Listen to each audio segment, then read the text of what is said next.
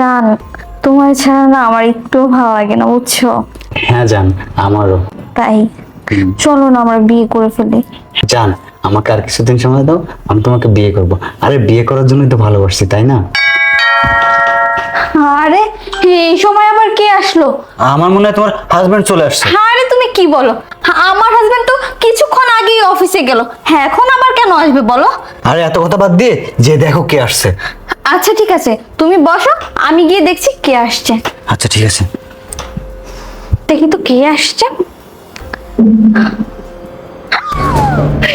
এ তো দেখছি আমার স্বামী। এখন কি হবে? এখন তো ওরে দেখে ফেলবে। আমি বরং এক কাজ করি, ওকে গিয়ে আগে লুকাই, তারপরে এসে গেট খুলি। বাবা, এই আমার স্বামী এসে গেছে। এখন কি করি এখন কি করে বলো? আমি বললাম না তোমার স্বামী আসলে একটা ডিস্টার্ব। এই চুপ থাকো, তুমি বরং এক কাজ করো, লুকাও। কোথায় লুকাবা? এই খাটের নিচে। এই না না না না, খাটের নিচে লুকালে দেখে ফেলবে। এখন কি করি? এই তুমি বরং এক কাজ করো, এই দরজার এখানে লুকাও। তুমি এখান থেকে এক পাও বের হবে না। হ্যাঁ, আমি যতক্ষণ না বলছি। ঠিক আছে, আমি আসছি। না, আমাকে নার্ভাস হলে চলো। এই তোমার দরজা খুলতে এত দেরি হলো কেন? হ্যাঁ, আমি একটু কাজ করতেছিলাম। আর তুমি আজকে এই সময় বাসায়? ও হে ব্যাপার, ফোন ছেড়ে গেছে ভুলে। ও আচ্ছা, তুমি বরং এক কাজ করো, তুমি এখানে দাঁড়াও, আমি তোমার ফোন নিয়ে আসছি। আচ্ছা, ঠিক ঠিক আছে। আছে। এই শোনো, আমার হাজবেন্ড ফোন নিতে আসছে, তুমি এখানে দাঁড়াও, আমি ফোনটা দিয়ে আসছি। ঠিক আছে? আলবি বাবা, ফোনটা দাও। না দেবো না। এই ফোন দিতে বলেছি না, ফোন দাও। এই দেখো, আমার ছেলে তোমার আর আমার পিক তুলে ফেলেছে। এখন কি হবে? ডিলিট করো, জলদি ডিলিট করো। দাঁড়াও। হ্যাঁ, হয়ে গেছে। তুমি এখানে দাঁড়াও, আমি ফোনটা দিয়ে আসছি, যাও। পরে ওকে দেখে নিব। এই নাও তোমার ফোন। Thank you so much. আচ্ছা আমি তাহলে গেলাম। ঠিক আছে, যাও কিন্তু সাবধানে যেও। ঠিক আছে? হ্যাঁ, তুমি তোমার খেয়াল রেখো। আচ্ছা। আচ্ছা।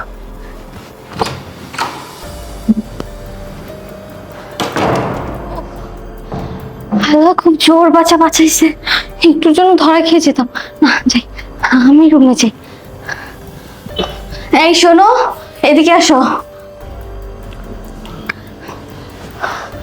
আজকে অনেক জোর বাঁচা বেঁচেছি, অনেক ঝামেলা হয়েছে। তুমি বরং এক কাজ করো, আজকে বরং যাও, অন্য না না, সময় এসো। আমি যাব না। আজকে যখন তোমার স্বামী চলে গেছে তাহলে। এই দাঁড়াও, এই শোন, তুই বরং যা, গিয়ে পড়তে বস। যা।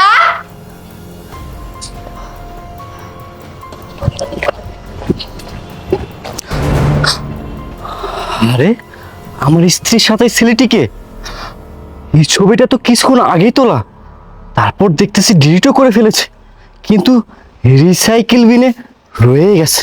তার মানে আমার স্ত্রীর সাথে ছেলেটি এখনো আমাদের বেডরুমে আছে। না না, আমি আজকে অফিসে যাব না, আমি বাসায় যাব, গিয়ে এই রহস্যের উদ্ঘাটন আমি করবই করব। যাই। চলো তাহলে আজকে একটু রোমান্স করি। আজকে না হলে হয় না। না জান, এই আবার কি আসলো? যে দেখো তো কে আসলো। আচ্ছা আমি দেখতেছি, তুমি আবারও লুকিয়ে পড়ো। ঠিক আছে, চল।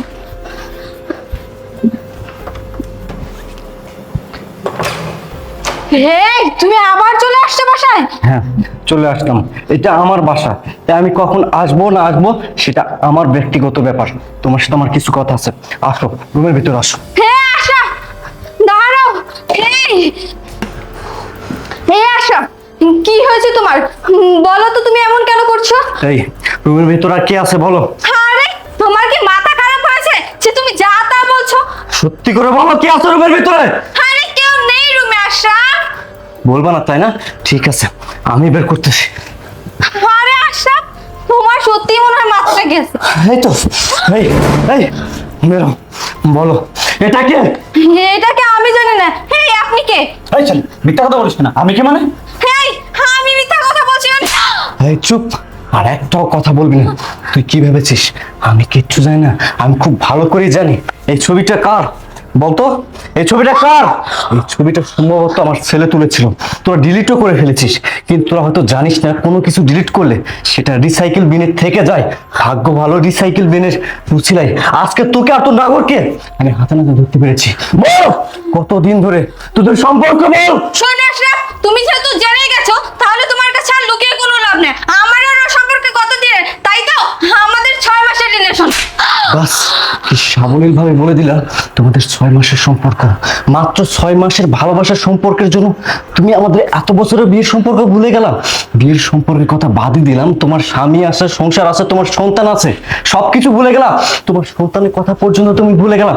তোমার কি একটা বারো বিবেকে বাঁধতো না? একটা বারো মনে হলো না এই মানুষ তোমাকে কতটা ভালোবাসে?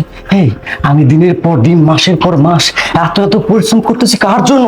তোমার জন্য। তোমাকে ভালো রাখতে গিয়ে নিজের কথা একটা বারো ভাবি নাই, নিজের দিকে তাকাই নাই। তোমার জন্য আমি আমার ফ্যামিলি ছেড়েছি, তোমার জন্য রাত দিন পরিশ্রম করতেছি, আমার ট্রান্সফারের জন্য, প্রমোশনের জন্য আমি দিন রাত পরিশ্রম করতেছি। আর তুমি কি না দিনের পর দিন ধোঁকা দিচ্ছ, আমার বিশ্বাসের সাথে খেলতেছো। আমি না এই দিনটি দেখার জন্য মোটেও প্রস্তুত ছিলাম না।